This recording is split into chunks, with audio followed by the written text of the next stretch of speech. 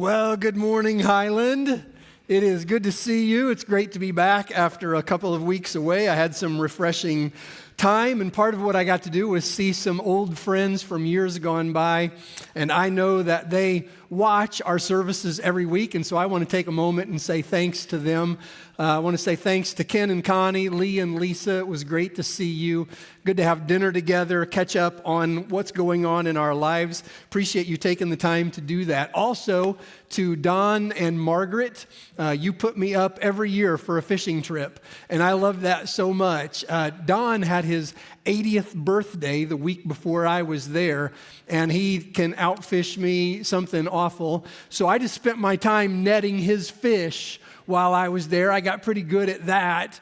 But you have been like a dad to me since I was 5 or 6 years old. Always so good to me, and it's great to see you. Thanks so much for another great year. Also on the trip, I thought I'd share with you a couple of funny moments that happened along the way. One of them was when we were getting on the airplane. You know how you walk down the little gangway and you step from that onto the airplane, and sometimes the pilot is standing there greeting everybody on board, and this time the pilot was standing there and he's holding a book that says how to fly a plane. And so everybody's just walking on by him, and I said, can I get a picture of that? And he holds it up for me. So Southwest, they've got some humor as you go on there. He said that he asked if he would be allowed to do that, and his boss told him, well, we'll get HR involved in it somewhere along the way, but that was kind of funny. And then there was another time we were sitting in the airport waiting to get on the flight, a different one, and a woman sat down next to Sherry as we were waiting. And if you know my wife, you know that she is just incredibly outgoing and friendly, can talk to anybody. If you sit down next to her, you're immediately her friend.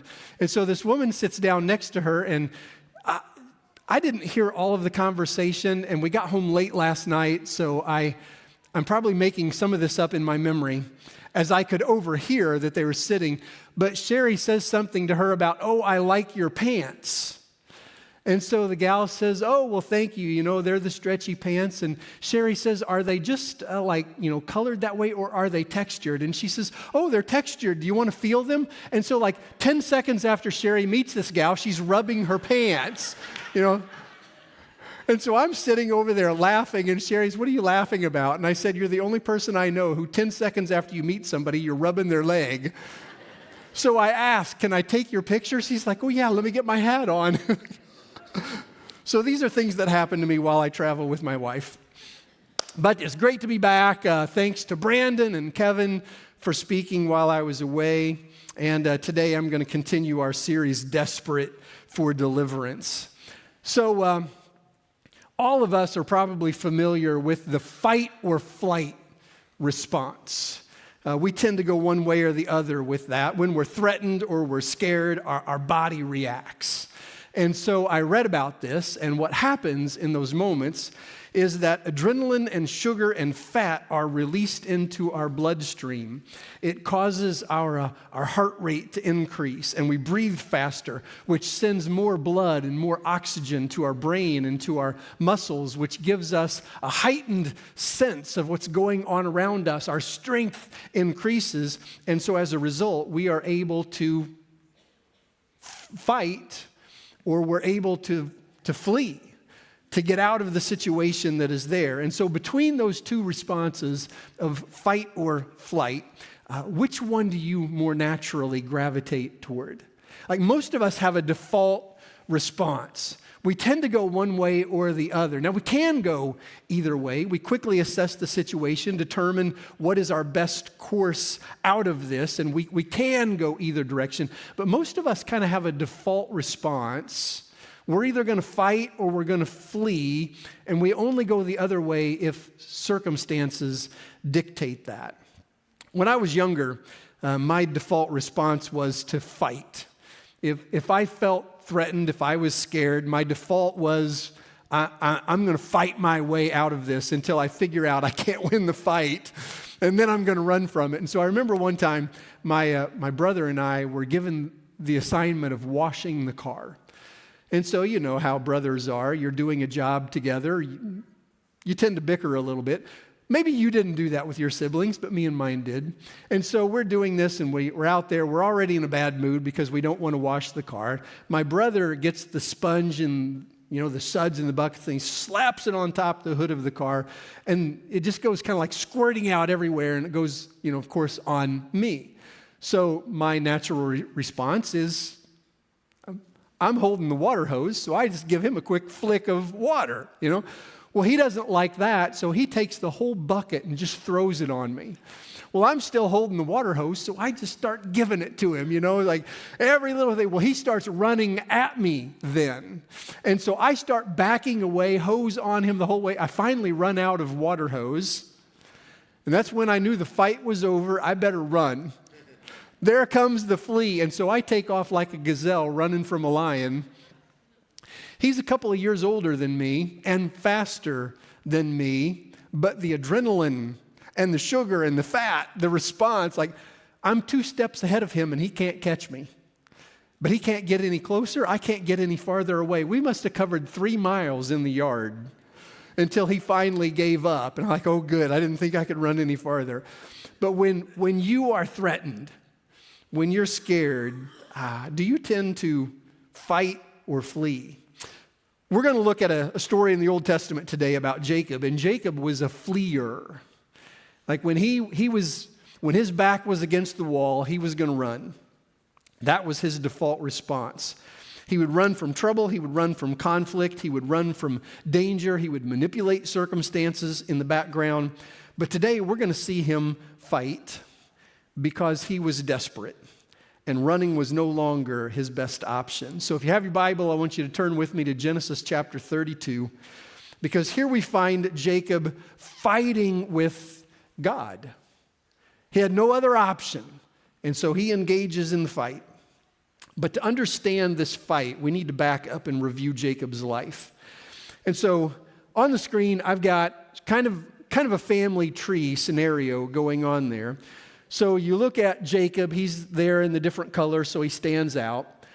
Jacob was the son of Isaac and Rebekah. Isaac was the son of Abraham and Sarah, and Jacob, of course, was a twin of Esau, and that's kind of a famous story in the Bible, and we're going to look at that a little bit today. But even though Esau was the older brother, they were twins, Esau was the older brother, he was only older by seconds, we gather from the biblical account, because the Bible tells us that Jacob was born holding on to Esau's heel. So they were born together, but Esau was still the older one. Now today we wouldn't think a whole lot of that. We would call them twins. It's like they're the same, but in Old Testament times and kind of their system of family, even though it was only seconds apart, because Esau was born first, that gave him certain advantages in the family. 2 of the biggest benefits that came with being the oldest son in the family were the birthright and the blessing. Now, the birthright gave the oldest son of the family a double share of the inheritance. So financially, it was a massive advantage. He gets twice as much as all the other sons get when the inheritance comes along. So twice as much property, twice as much livestock, twice as much cash. But he also received the blessing of the family. And the blessing was the transference of leadership of the family from the father to the oldest son. And in this case, in this family, the blessing included the promise that God had made to Abraham, the grandfather, that the Messiah would be born through their lineage. So that lineage went from Abraham to Isaac, and then it should have gone to Esau because he was the oldest. So that's the birthright and the blessing. They had a very structured family relationship. Usually they lived very close together, and the father was in charge. So the father would have children. He's in charge of the children all of their lives until he dies. Not only is he in charge of his own children, but when his children marry, he's in charge of his children and their wives and their kids. So you've got this patriarch of the family, and he dictates everything that happens for all of them. And so like for us today, when our kids grow up, when they move out on their own, it's kind of like they're being turned loose. Now you're making your own decisions. You're living your own life. You're leading your own life. You're leading your own family. We can speak in from a distance. You can ask our advice if you want to, but they're on their own. Didn't work that way during that time. Like kids didn't grow up and move away from home. They would usually just build on to the house. Everybody's there together, and so the father is still in charge of the kids. They're bringing wives in, father's grandfather. He's just kind of in charge of the whole thing until he dies. And when he dies, the oldest son takes over that responsibility. So that should have been Esau. Esau would then have been in charge of his brothers, their wives, their kids. He would make decisions for the whole family. So each son didn't go off and build their own life. It was structured in this way.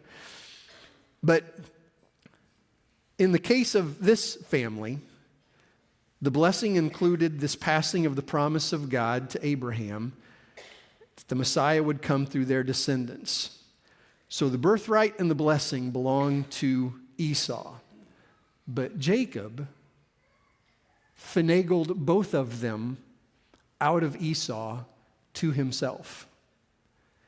He conned both his brother and his dad so that he would receive the birthright, the double share of the inheritance, and the blessing, the leadership of the family, and the lineage of the Messiah from them.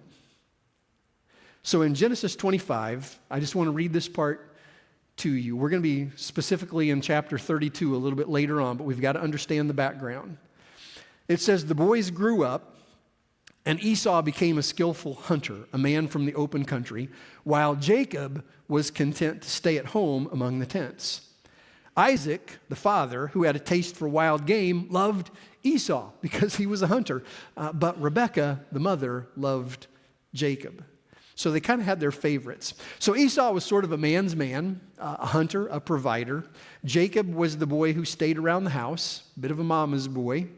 And one day, Esau came back from hunting, and he was hungry. The Bible uses the word famished.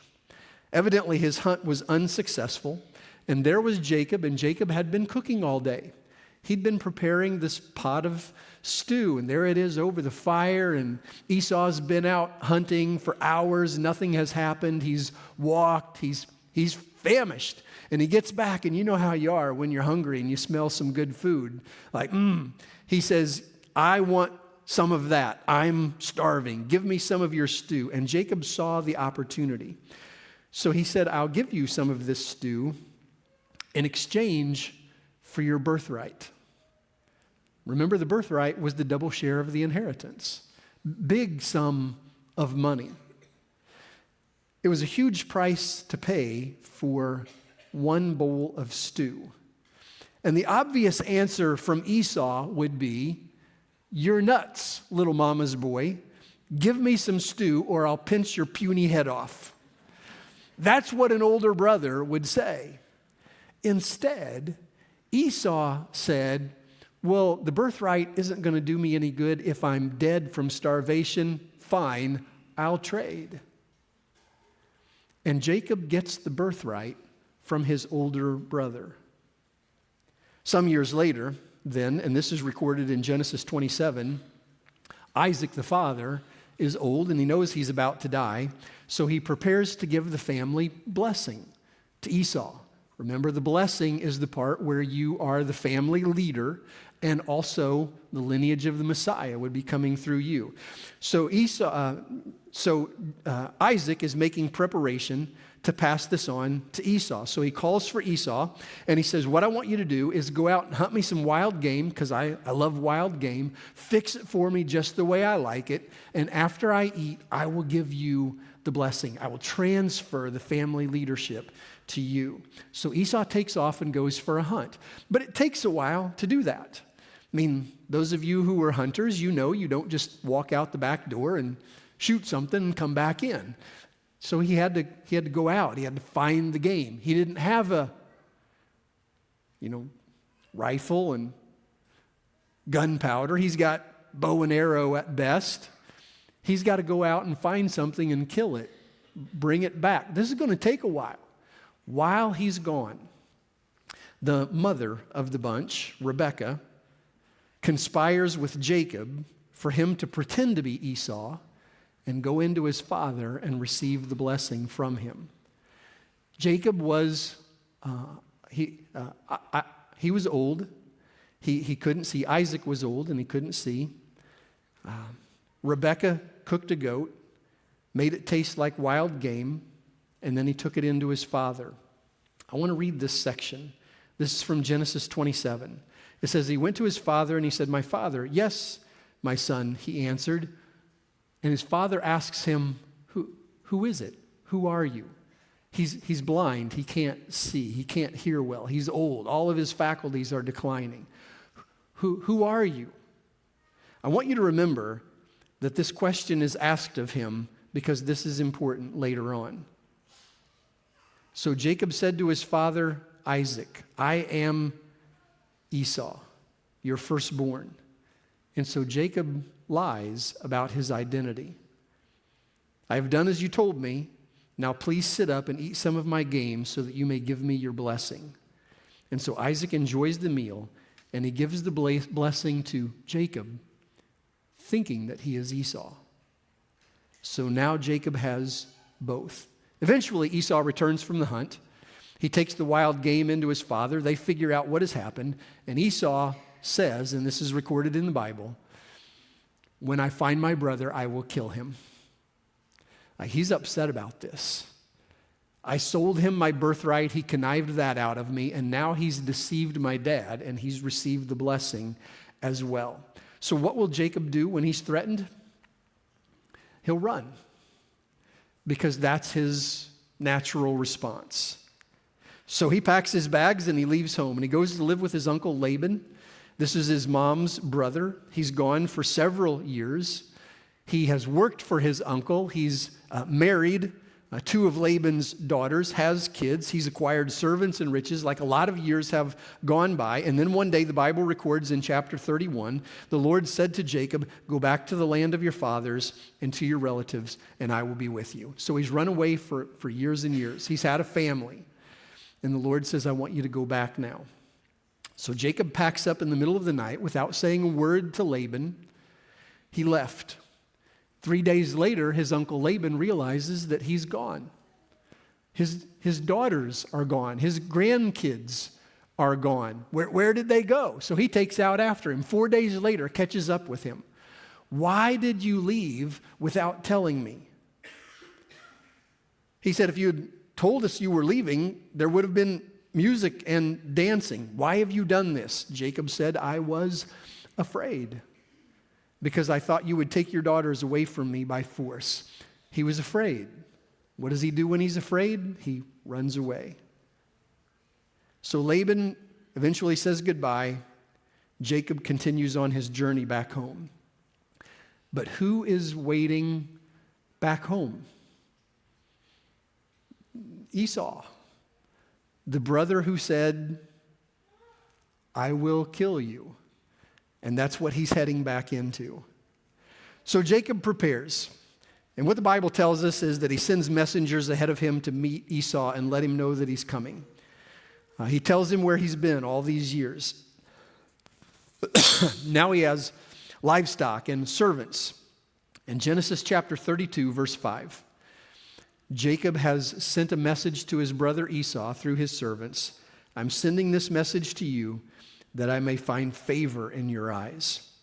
But the very next verse says, when the messengers returned to Jacob, they said, "We went to your brother Esau, and now he's coming to meet you, and 400 men are with him." That doesn't sound good, does it? You only take 400 men with you when you're preparing for a fight. It doesn't sound like he's going out to embrace his brother home. And so Jacob is desperate. So what he does is divide his wives up. He divides his kids. He divides his servants. He divides his possessions into two groups. And the idea seems to be that maybe Esau can attack one group, but then the other can run away and survive. Maybe half my family and half my possessions will be wiped out, but maybe the other can get away. And so he sends both of these groups on ahead, and he himself stays alone behind. And kind of what he's doing is he'll be able to see which group Esau attacks, and maybe he can get away with the other one. What's he going to do? He's going to run. He's going to try to get away in that way. So he's in a bad situation. And this is the context that's important for us to understand. Jacob had to run from Esau. He had to run from Laban, and now he's preparing to run from Esau again. So that night, Jacob sends everybody on ahead of him, and he stays behind by himself. Which group? Which group is he going to escape with? But that night, something very strange happens. That night, Jacob finds himself in a fight with God. The Lord shows up while he's alone. And here's what we read in chapter 32, verse 24. So Jacob was left alone, and a man fought with him until daybreak. Now, later on in the text, we learn that this man that it's referring to here is God. The Lord appeared in physical form. The text gives us little detail. We don't know exactly what happened.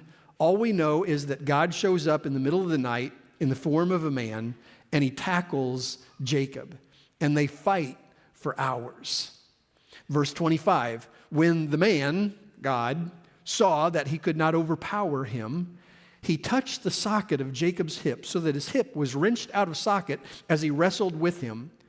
And the man, God, said to Jacob, "Let me go, it's daybreak." But Jacob replied, "I will not let you go unless you bless me." Unless you bless me. Remember, he got the blessing from his father, and now he wants the blessing from God. So the man, God, asked him, "What is your name?" Who are you? This is the same question that his father asked him when he went in pretending to be Esau.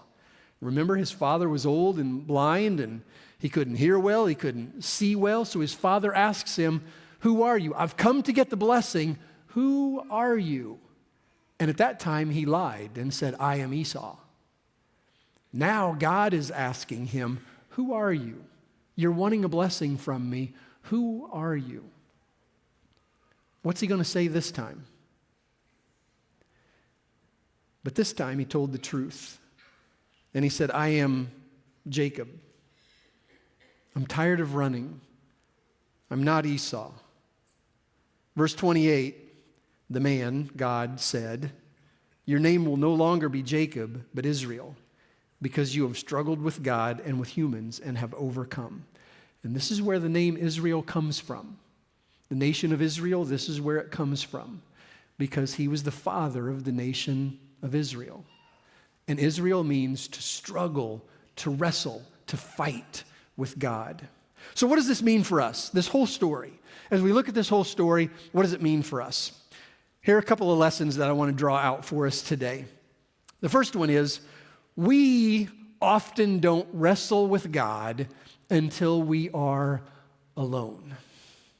I think a lot of us today don't do alone very well. We want people around us all the time, noise, distraction. We're listening to music or sports news. We're connected to the internet 24/7. We have our phone on all the time. A lot of us, the first thing we do when we wake up in the morning is look at our phone, and the last thing we do before we go to sleep is look at our phone. You know, who are we talking to? It's texting and Snapchat and Twitter and everything else. We are just in everybody else's lives connected all the time. Now, having people in our lives is good, but eventually something is going to go drastically wrong in our lives. Somebody in our family is going to die. Our child is going to be diagnosed with a serious illness. Our marriage is going to fall apart. Our addiction is going to grow out of control. We're going to be arrested. The trouble we've been running from finally catches up with us, and suddenly we are alone. And we don't know how to do alone. But this is where we often wrestle with God. This is where we finally slow down enough that God shows up in our life and tackles us. And we have no choice but to fight. This is where we finally and really connect with God. When nobody else is around, when everything else is turned off, when we are in a dire situation and we've had to send everybody else on ahead of us because we don't know how we're going to survive. Can part of me survive and part of me escape somewhere else, even if half of me gets attacked? When we're finally alone, this is where God tackles us. This is where we really and finally pray. Desperate and alone is not a fun place to be, but it's sometimes where we need to be to really connect with God. And so the second thought is that we often don't wrestle with God until there's nowhere else to go. Desperation sets in and we're out of options. I think this is a common theme from many people who turn to God. We've gone to the doctors, but my mom's illness is still progressing. We've gone to counselors, but our marriage is no better. I'm working 3 jobs, but I just can't catch up on these medical bills. Nowhere else to run is not a fun place to be, but it sometimes pushes us where we need to go.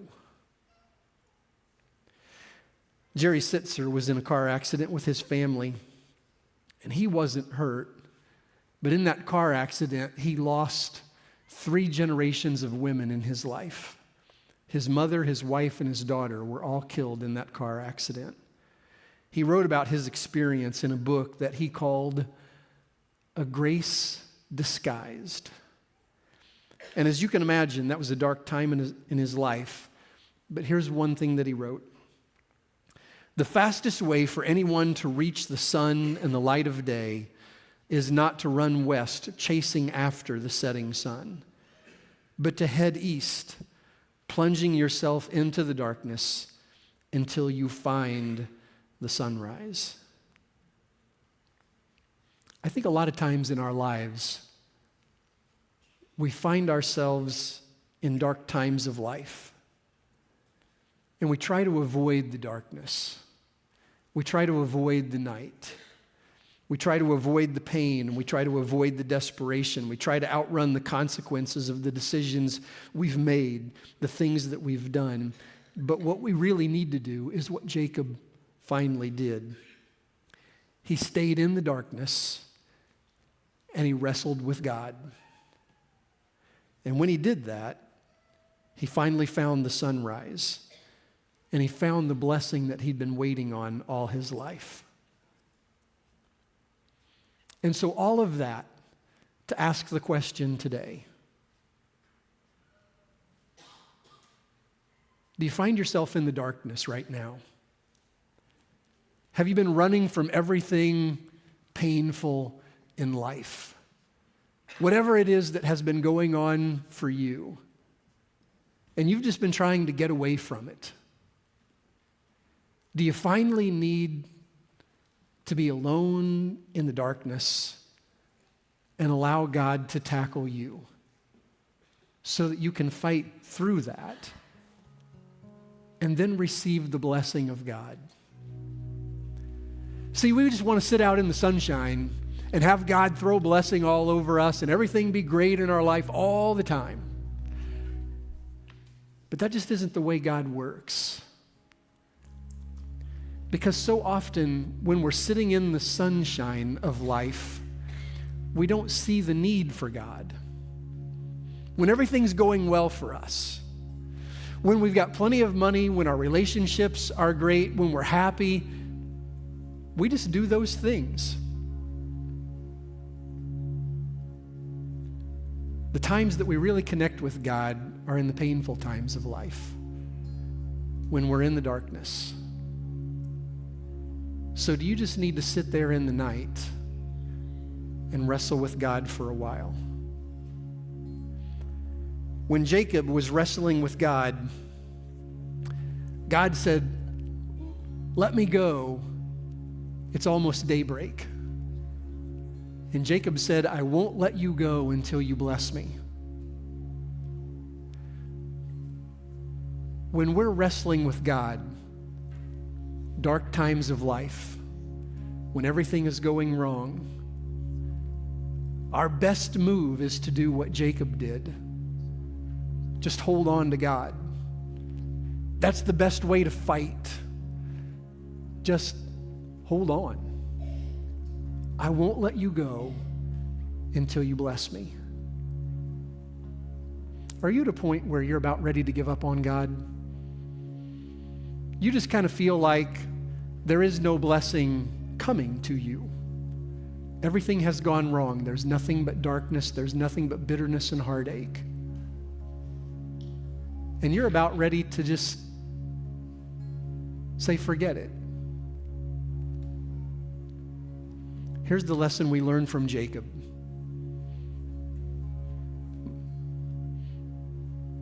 My hip has been wrenched out of socket. I am in pain. But I'm just going to hold on until you bless me. And that's what I want to encourage you with today. Hold on through the darkness. Pray with me. Father, I know some people here today are in that position. Life has gone wrong. There is sickness. There is brokenness. There is addiction. They are desperate for a blessing from you. I pray for their strength because daylight is coming, and I pray they would hold on. In Christ's name, amen.